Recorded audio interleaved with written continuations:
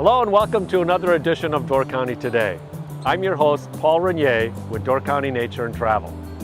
Today we're headed to Al Johnson's Swedish restaurant in Sister Bay to learn about the history of this revered Door County icon and once and for all, find out why there are goats on Al's sod-covered roof. Then it's off to Egg Harbor and the Peg Egan Performing Arts Center that every summer presents a free concert series featuring touring artists from around the world. Next, it's time to peek behind the kitchen door at Cooper's Corner with Kim Jensen and meet executive chef Blake Schar as he prepares a savory pork loin with mango pineapple salsa. And finally, we'll turn back the clock to March of 1969 and National Geographic's Door County feature, A Kingdom So Delicious, and meet photographer Don Emmerich, who lends the now famous article. Now, let's start this month's show with a visit to Al Johnson's Swedish restaurant.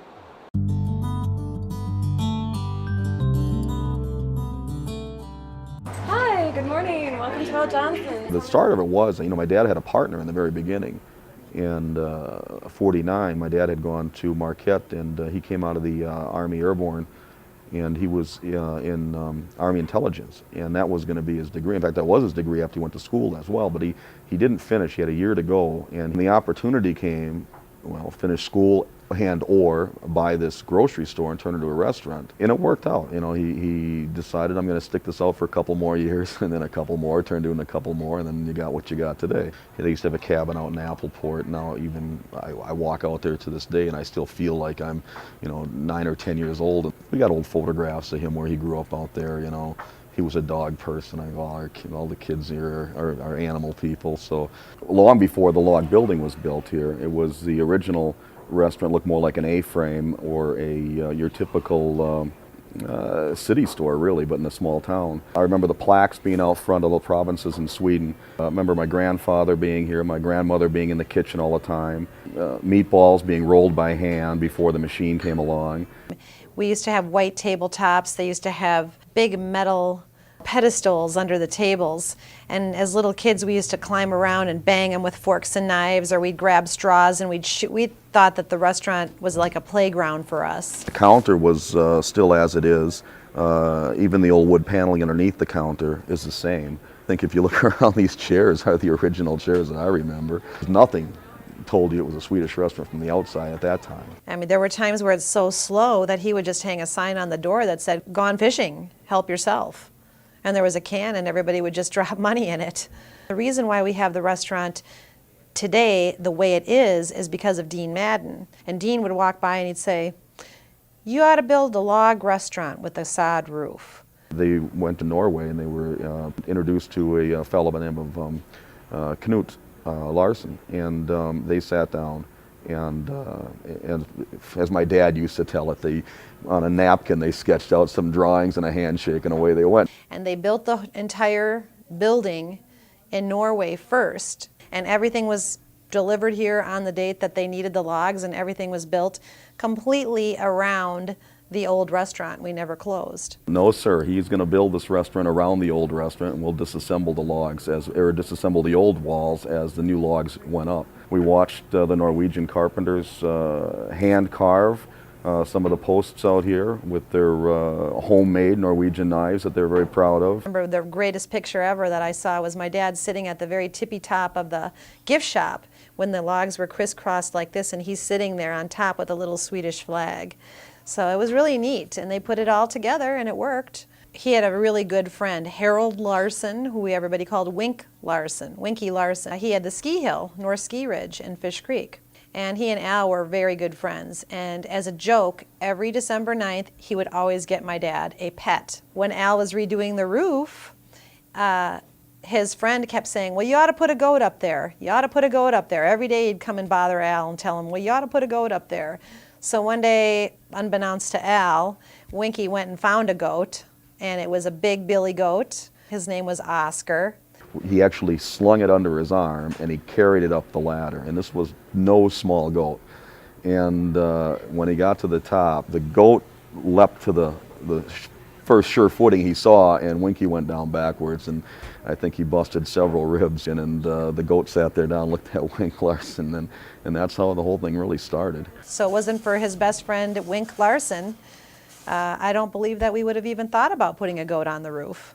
Every once in a while, Al and my dad would get a letter that say, you know, Mr. Johnson, I want to bring this to your attention. We had a marvelous meal at your place. We went in there, but I think it's terrible about that elderly busboy that runs around there and shouting at all the girls.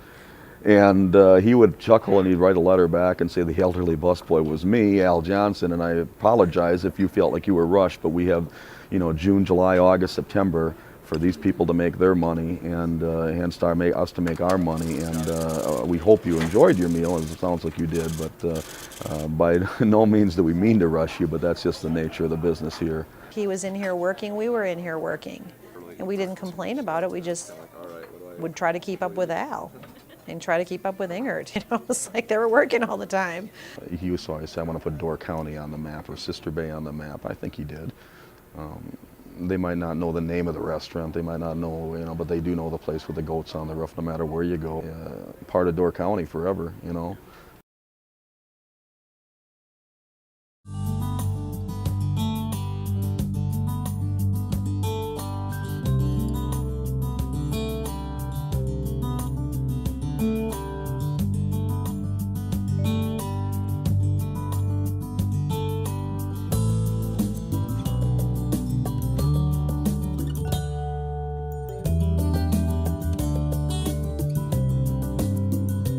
The reason the Peg Egan Center is here is I think there was a vision from Mr. Kevin Egan. His mother, Peg Egan, who passed away some time ago, was a great pianist, and she loved music. And I think the family wanted to honor her love for music and therefore built this beautiful facility in her name. The Peg Egan Center started actually at a planning commission meeting when I had first moved to the village. A group of people from the Eames Farm Development banded together and bought the 5 acres of land from Portside to keep it open and to preserve the view. They decided that they wanted to donate this to the village on the condition that it would be an orchard. And I said, well, okay, fine, but I'd like to develop an acre of this as a park. One day, somebody walked in and said, I'd like to talk to you about what you're doing there. The man was Kevin Egan, and he said, you need to have a better facility for the music. So I will underwrite the cost of constructing this facility, but there's only one condition. You have to do it the right way. And all we needed then at that point was an orchard. So we contacted Jim Sequist and said, what would you think if we allowed you to put an orchard on this property, and you can reap the benefits of the orchard, but you have to take care of it and keep it in really good condition because it's in our village. So Jim donated the orchard, and he takes care of it and he manages it. We have the structure that Kevin Egan paid for, and it was all made possible by the Eames Farm people donating the land in the first place. The only thing left then was to figure out how to get music in it. We used our room tax money that we collect from our visitors on the rebates that the municipalities get, and we hired Terry Lundahl to bring music into this facility, and our idea from the start was that this music was going to be free. This is going to be for us to enjoy as well as our visitors. I think the reason the village brought me into the mix was because I had probably about 15 years of experience in working with national performing artists and touring artists. So I've had the privilege of working with some of the highest management companies around the U.S. And I think also I worked with Kevin Egan, and I did a few programs for him, for his family. He's a great music lover, and he scoped me out, and I think he mentioned that to the village trustees of Egg Harbor, and that's pretty much how I ended up in this spot.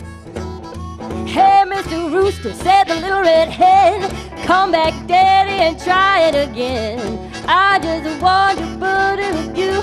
I just want to boogie with you. I thought, how do we make this spectacular?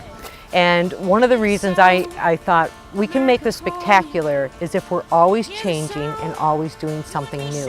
I'm talking, my heartbeat, oh. Heartbeat.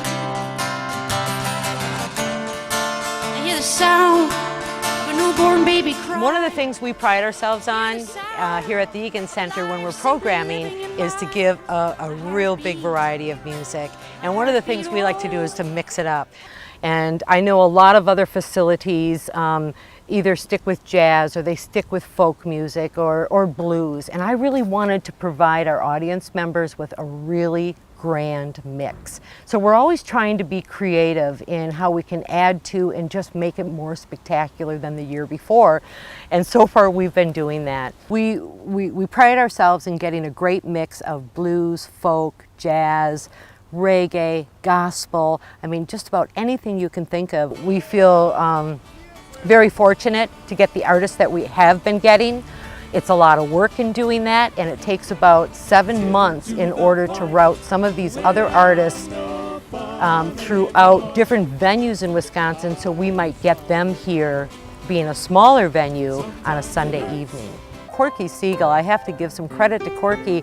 When we were first opening up the Egan Center for the first season, I've had the pleasure of working with Corky in previous years, and I asked him, would you please come to Egg Harbor on a Sunday night and open up this stage for us? And so he brought the Siegel Schwal Band with him. We had an incredible audience, and he helped get the ball rolling with that, and I'm really grateful to him for that. We get a lot of calls throughout the season on how to actually find the Egan Center. And what I usually tell visitors when they're coming to Door County for the first time, or even if they're here visiting Door County, is we're in the heart of Egg Harbor. Get yourself located on Main Street, look for Main Street Market, go up 1 block and you'll find yourself on Church Street. And the Peg Egan Performing Arts Center is located right on Church Street. The show starts at 7. We go until 9 p.m. There's plenty of parking here. We've got 3 different parking spaces along the side of the road. It's pretty easy access to get to the Egan Center. I think our artists that come to the Egan Center are just pretty much wowed. You know, when they first walk in, they kind of take a look around and go, oh, it's a park and it's a amphitheater, but by the time they walk away or the time they're actually playing, and the response from the audience members here are just phenomenal. I think our artists walk away just going, what a great experience. This year we've had 3 concerts that have gone over 2,000 people, which far exceeds our expectations. And we're looking forward to continuing seasons. And that's the story of the Peg Egan Performing Arts Center.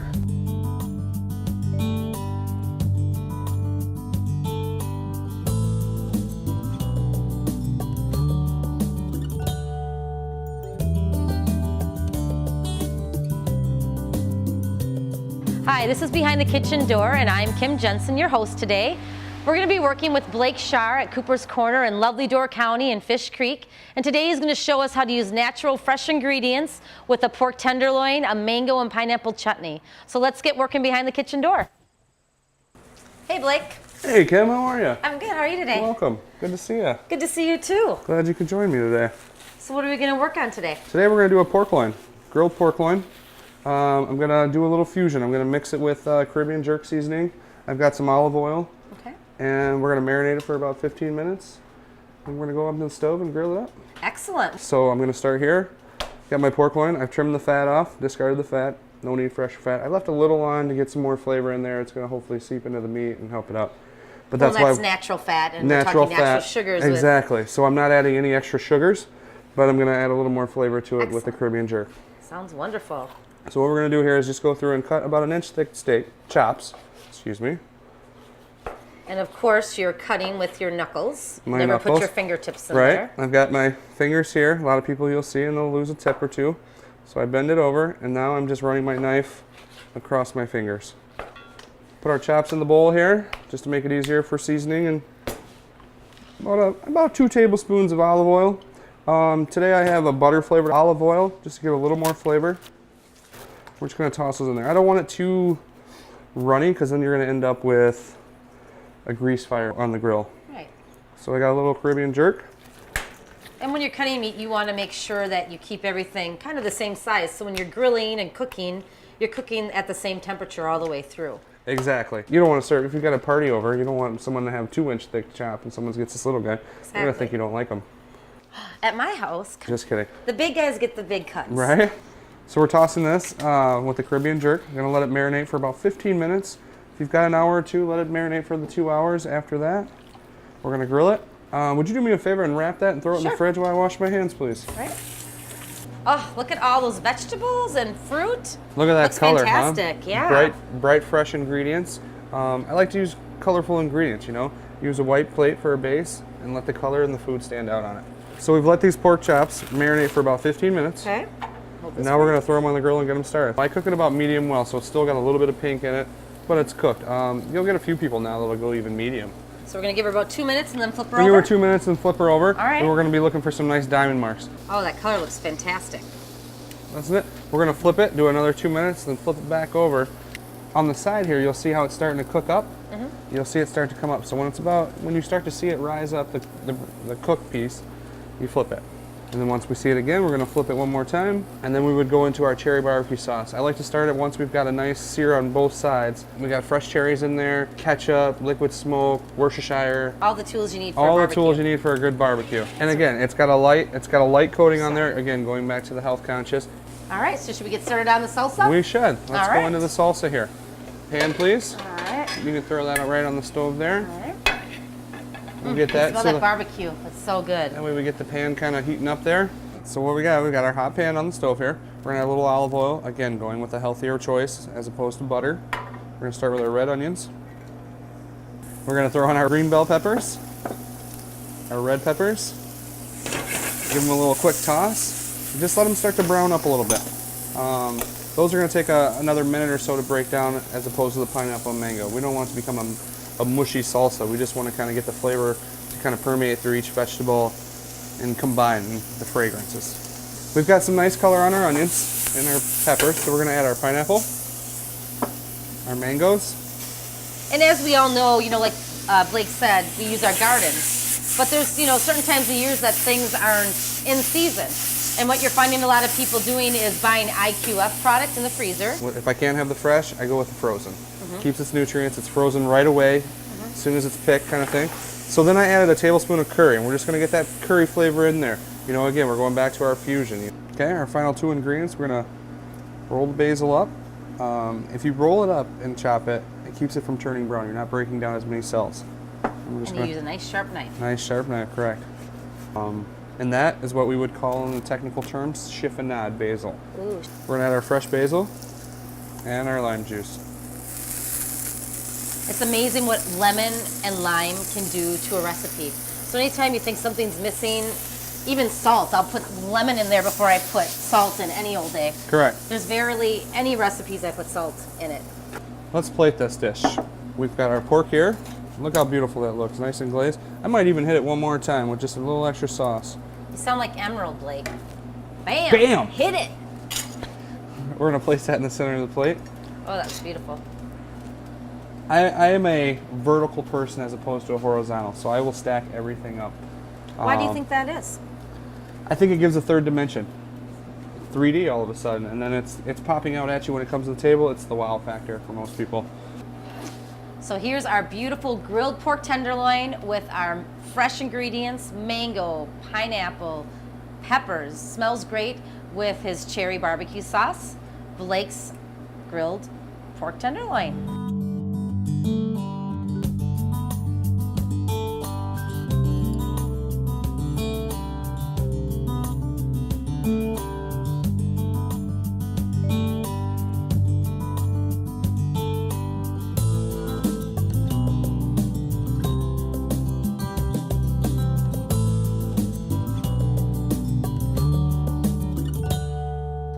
Today we're going to visit many of the sites that were pictured in the magazine and see how things have changed from 1969 until now.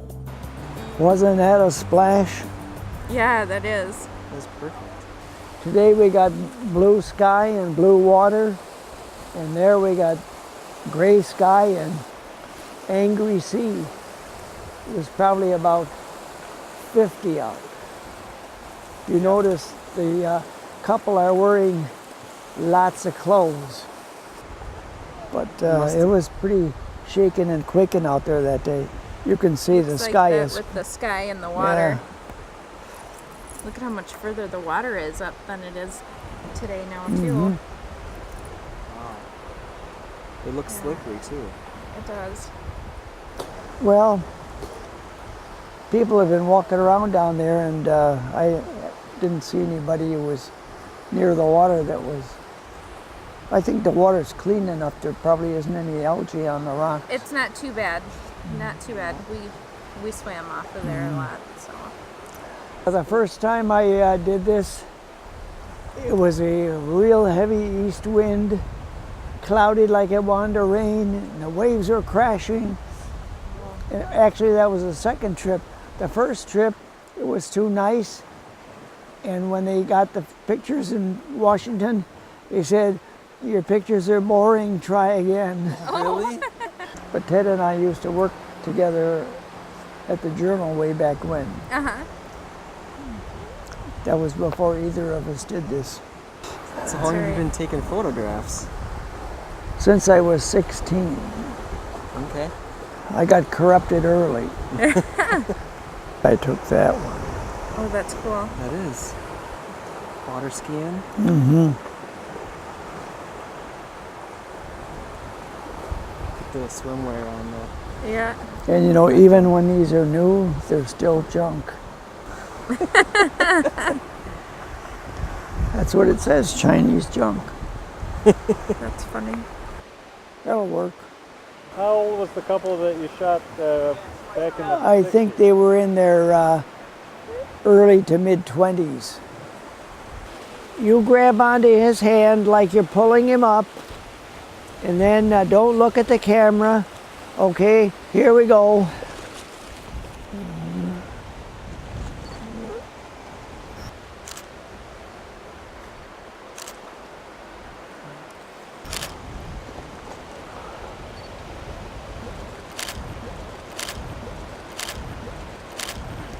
Wonderful. That was very good.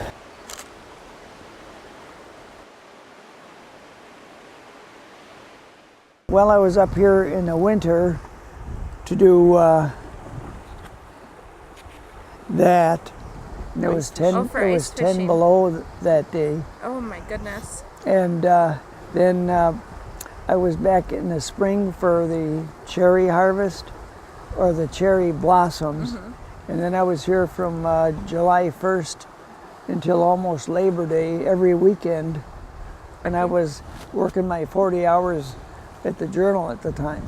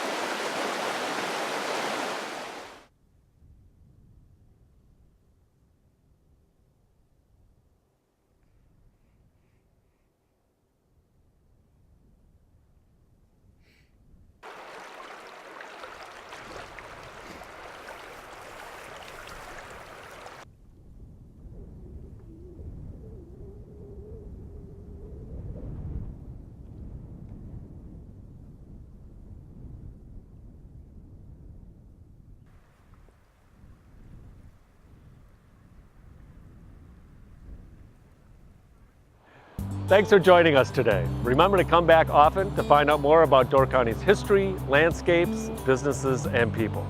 For updated information about this beautiful peninsula, visit doorcountytoday.com. I'm Paul Renier with Door County Today. See you next time.